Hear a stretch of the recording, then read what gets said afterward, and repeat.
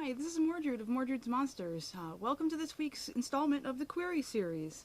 It's a Patreon-funded exploration of questions that my patrons and my fans have of how I work and the things that I do.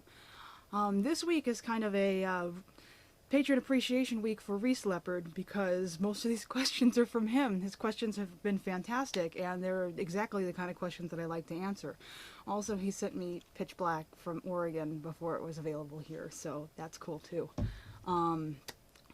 Let us start with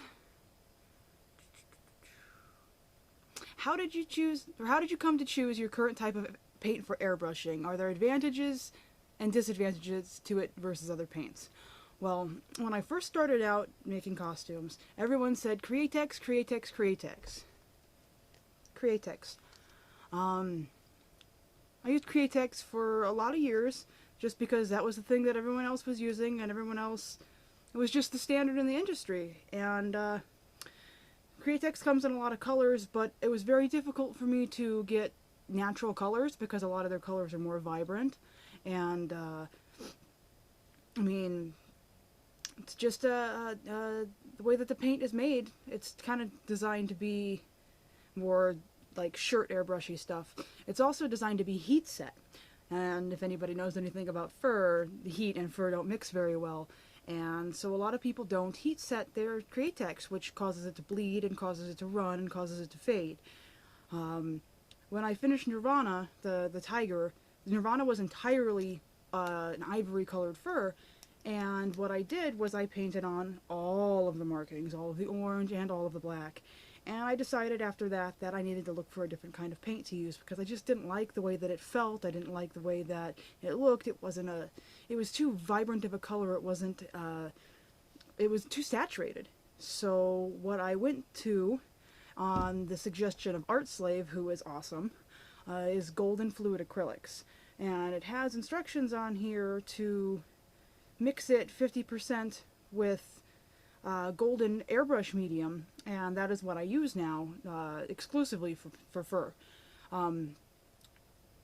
It comes in a lot of different, a lot more natural, a lot more artist typical colors like yellow oxide and iron oxide and just all the colors that you're used to seeing if you use better quality paints. When you mix it with the airbrush medium, it actually doesn't need to be heat set, which is perfect for fur.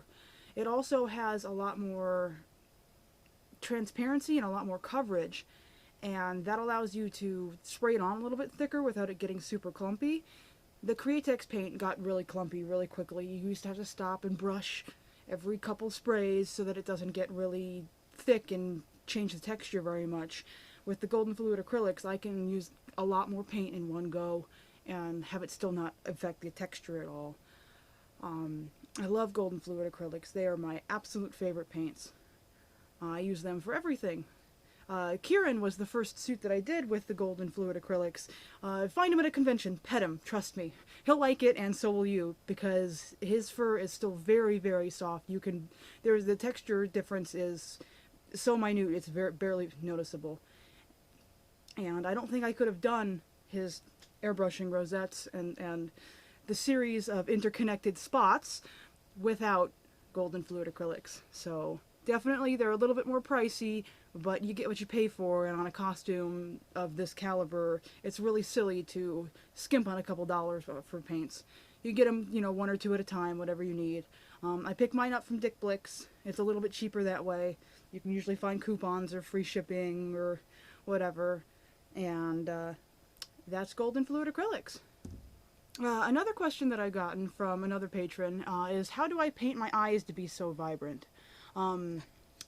It's really a pretty simple thing that anybody can do. It's a very simple formula. I use metallic paints. That's it. That's what gives them the shine. What the metallic paints do is they reflect the light back out into the dome, which reflects back into the iris art on the back, which reflects back into the dome, which ad nauseum keeps the light in there and keeps them very bright and very vibrant.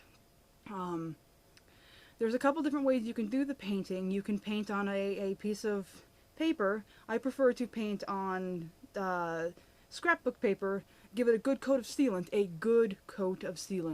because I've had bleeding happen, I've had issues. But as long as you seal it pretty well, the color will behave properly. And it comes out a lot nicer than just painting on white, because when you just paint on white, it's harder to get the depth and the vibrancy.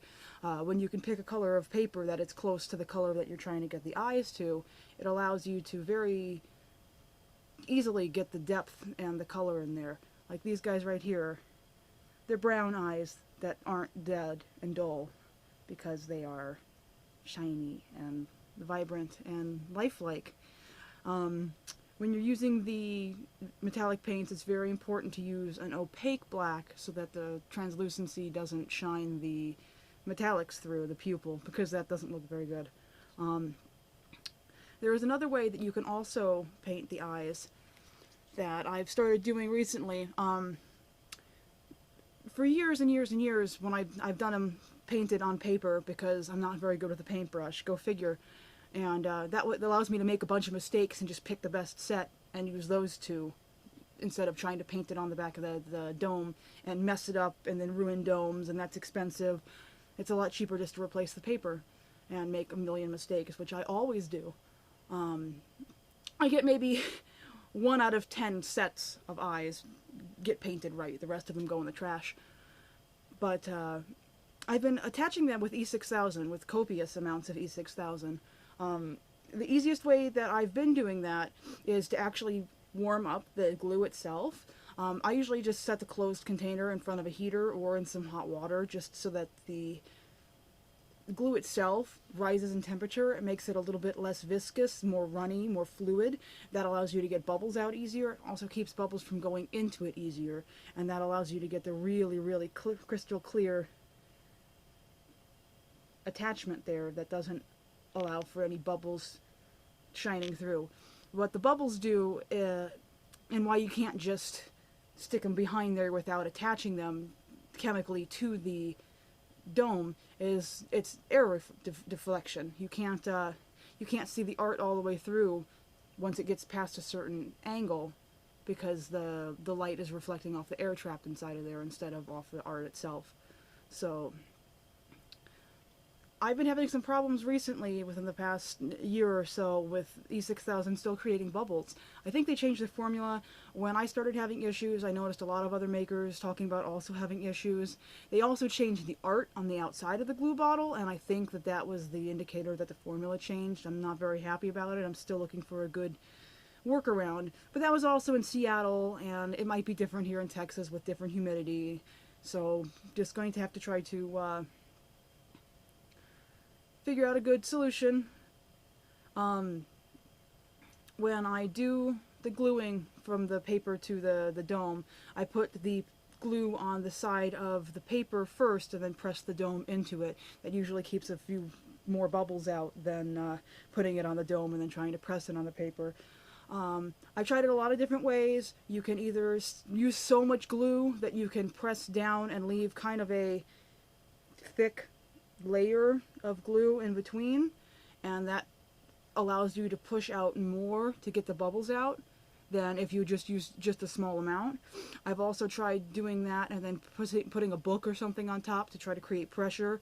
The next time I do these, I'm going to do them in the vacuum chamber because I'm really mad and I'm tired of bubbles. But that is the way that I've been doing them for 5 years. I have just started painting on the backs of the domes themselves. It's taken me 5 years worth of practice for me to feel comfortable enough with my skill to where I'm not going to ruin them when I just try to paint originally. These are also done with metallic paints, and what I did to get the iris effects in these, which this is kind of supposed to be a doll. It's a little bit more toony than my normal stuff. It's a little bit more whimsical, so I can do whatever with it, is I went ahead and scratched off some of the paint between the layers so that the lighter colors showed through, which was kind of fun. It was a nice little effect, and I really like how it came out. It looks really nice and vibrant, and it's different than just having it be a flat color, which I hate, because eyes aren't just a flat color. The eyes in the suit are the life of the suit. You're naturally drawn to look at them, And so if you're going to spend a lot of time getting anything right on the suit, it should be the eyes, because that's the first thing that people are going to look at. And if the eyes are bad, then it doesn't matter what else you've done on the suit, it's not going to be very convincing. So, eyes. And that does it for this episode of the Query Series. It's funded by my Patreon, so if you have questions that you'd like to have answered just about the way that I build stuff, about your individual build, something you're having trouble with and would like my advice, leave your comments in the video here on YouTube, or leave them on Patreon if you are a patron. Patron questions always get priority, so consider helping support me making these videos and costumes and all the tutorials for you guys. Thank you very much. See you next time.